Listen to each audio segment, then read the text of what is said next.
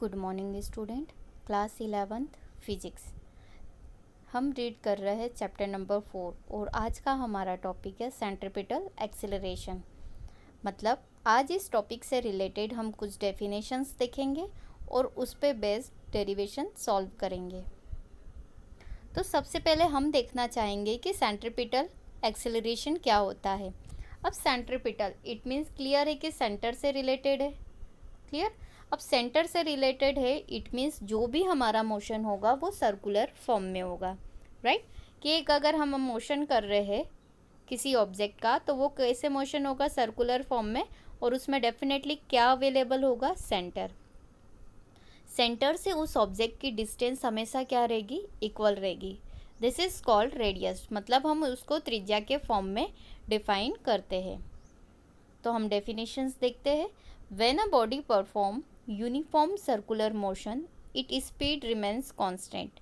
मतलब uniform circular motion मतलब object तो सर्कुलर फॉर्म में मूव कर रहा है, लेकिन अगर यूनिफॉर्म वर्ड लगा दिया इट मीन्स कि क्लियर है कि उसका जो मोशन है वो कैसा है, equal interval in equal distance, दोनों ही इक्वल है। Equal distance in equal interval of time, मतलब समान समय में समान दूरी तय करना। This is called uniform circular motion. मतलब उसकी स्पीड कैसी है, एक जैसी है, मतलब कांस्टेंट है। But velocity continuously change due to change of direction. मतलब उसकी जैसे सपोज अभी वेलोसिटी v1 है, v1 इस डायरेक्शन में जाएंगे तो उसकी वेलोसिटी क्या हो जाएगी, v2, क्योंकि डायरेक्शन चेंज होने पे वेलोसिटी भी क्या होती है, चेंज होती है। Hence a body is continuously accelerated.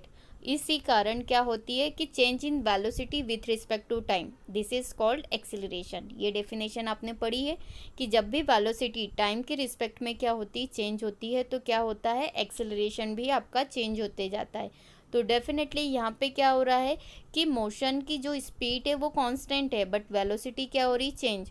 और वेलोसिटी किसके रिस्पेक्ट में चेंज हो रही, टाइम के। तो डेफिनेटली डेफिनेशन क्या बनती है कि change in velocity with respect to time, this is called acceleration.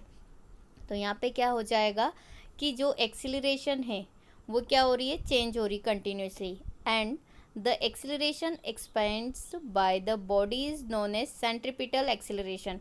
इसीलिए इस वाले एक्सीलरेशन को यहाँ पे क्या बोलेंगे, सेंट्रीपिटल एक्सीलरेशन बोलेंगे। हिंदी में हम बोल सकते हैं इसको अभिकेंद्रीय त्वरण, मतलब जो केंद्र से रिलेट करती है। जब कोई पिंड एक समान वृत्तीय गति करता है तो उसकी गति स्थिर रहती है, लेकिन दिशा बदलने के कारण वेग लगातार क्या रहता है, बदलते रहता है, क्योंकि डायरेक्शन क्या हो रही है, बार बार चेंज हो रही। तो direction change it means velocity change. Clear. इसीलिए एक पिंड लगातार त्वरित होता है और शरीर द्वारा अनुभव किए गए त्वरण को अभिकेंद्रीय त्वरण कहा जाता है। शरीर इट मीन्स ऑब्जेक्ट, वस्तु द्वारा अनुभव किए गए त्वरण को अभिकेंद्रीय त्वरण कहा जाता है। और यहाँ पे जितना भी फोर्स है वो कहाँ पे अप्लाई होता है, केंद्र की तरफ। इसीलिए इसको क्या बोलते हैं, सेंट्रीपिटल एक्सीलरेशन। अब डेरिवेशन हम देख लेते हैं सेंट्रीपिटल पे। ये डायग्राम बनाया है। तो डेफिनेटली सपोज ऑब्जेक्ट इस पोजीशन पे P1 पे, आफ्टर टाइमिंग ये पोजीशन P2 हो जाएगी, तो दोनों के बीच में बनने वाला एंगल क्या कहलाएगा, theta. This is R radius, this is R radius. अभी इसकी वेलोसिटी v1 है, फिर इसकी वेलोसिटी क्या हो जाएगी, v2। इसी डायग्राम को उठा के यहाँ रिप्रेजेंट कर दिया। ठीक है। तो हम डेरिवेशन देखते कि इसका कैसा होगा। Consider a particle performing uniform circular motion with speed v। Uniform circular motion में जो भी स्पीड है, मतलब वेलोसिटी कितनी है, v।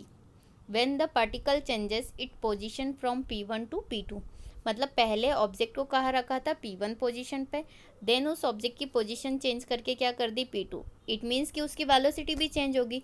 जब ऑब्जेक्ट P1 पोजीशन पे था तब उसकी वेलोसिटी थी v1।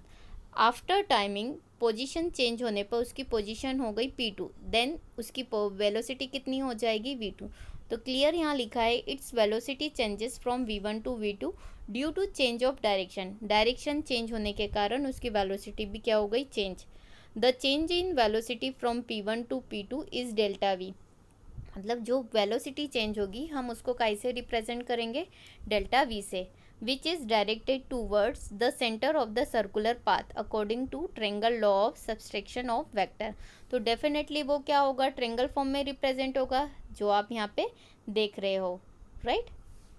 गति v के साथ एक समान वृत्तीय गति करने वाले कण पर अगर हम विचार करते हैं तो पहले वस्तु की पोजीशन थी p1, बाद में p2। दिशा बदलने के कारण उसका वेग में भी क्या हो जाता है, परिवर्तन, और वो परिवर्तन होता है v1 से लेके v2 तक होता है। अगर हम डेरिवेशन देखें तो ट्रायंगल बन रहा है O p1 p2, triangle ABC के फॉर्म में बन रहा है, राइट। तो क्या हो जाएगा ट्रायंगल ABC के फॉर्म में, BC अपॉन में कितना हो जाएगा, BC अपॉन में AB, राइट। BC अपॉन में AB equals to P1 P2 upon में OP1।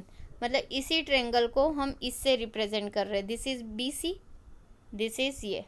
तो BC कितना है हमारे पास, डेल्टा V अपॉन में V, this is delta S upon में R।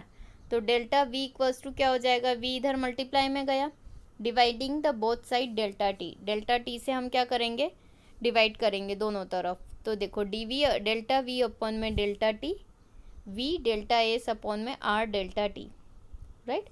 ये क्या हो जाएगा डेल्टा T, अब डेल्टा के फॉर्म में लिखो या dV के फॉर्म में, ये दोनों ऑलमोस्ट क्या होते हैं, इक्विवेलेंट होते हैं। तो ये क्या हो गया, dV अपॉन में dt equals to V upon में ds अपॉन में dt, राइट। ये V अपॉन में R, यहाँ पे R रह गया, R वापस से नोट डाउन करना। Change in velocity with respect to time, this is acceleration. Change in displacement with respect to time, this is velocity. तो ये हो जाएगा A equals to V into में, सॉरी यहाँ पे आ जाएगा change in displacement with respect to time, this is velocity upon में R।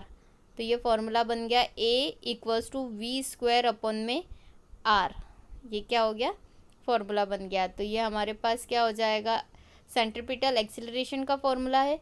हम चाहे तो V इक्वल्स टू क्या पुटअप कर सकते हैं, R ओमेगा। मतलब ये V equals to R omega क्या होता है, linear velocity is equals to R into angular velocity, right. ये वैल्यू पुटअप करी, देन हमारे पास सेंट्रीपिटल एक्सीलरेशन क्या हो जाएगा, A equals to R omega square. तो ये दोनों फॉर्मूले आपके किसको रिप्रेजेंट करते हैं, सेंट्रीपिटल एक्सीलरेशन को रिप्रेजेंट करते हैं। Since the change of velocity is directed towards the center of the circular path, the acceleration responsible for the change in velocity is also directed towards center of circular path and hence it is known as centripetal acceleration। मतलब चूँकि वेग का परिवर्तन वृत्ताकार पथ के केंद्र की ओर निर्देशित होता है, वेग में परिवर्तन के लिए जिम्मेदार त्वरण भी वृत्ताकार पथ के केंद्र की ओर निर्देशित होता है, इसलिए इसे अभिकेंद्री त्वरण के रूप में जाना जाता है। मतलब इसमें जो भी मोशन होता है वो कैसा होता है, सर्कुलर पाथ में होता है, और इसका ऑलमोस्ट जो भी डायरेक्शन होती है सर्कुलर में होती है, और सेंट्रल की तरफ इसका मोशन होता है, और इसकी डायरेक्शन बार बार चेंज होने के कारण इसकी वेलोसिटी भी क्या होती है, चेंज होती जाती है।